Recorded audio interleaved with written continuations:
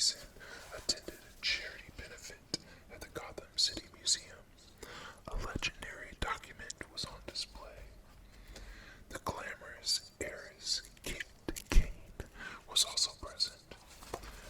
The three socialites gathered around the museum's main attraction, the Scroll of Osiris. Bruce said, "It is the oldest Egyptian document ever found. Some say it contains ancient secrets of immortality."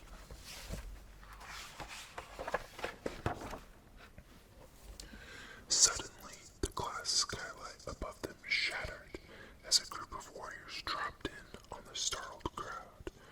Bruce, Dick, and Kate slipped out of the back door, while the intruders surrounded the other guests.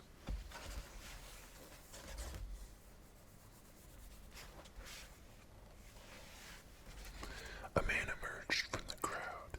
He was dressed in fine clothes and adorned with gold. "I am Raz Al Ghul," he said. "I hope you have enjoyed yourselves, for the party is now over." Raz walked up to the display case and smashed the glass. Then he removed the priceless parchment.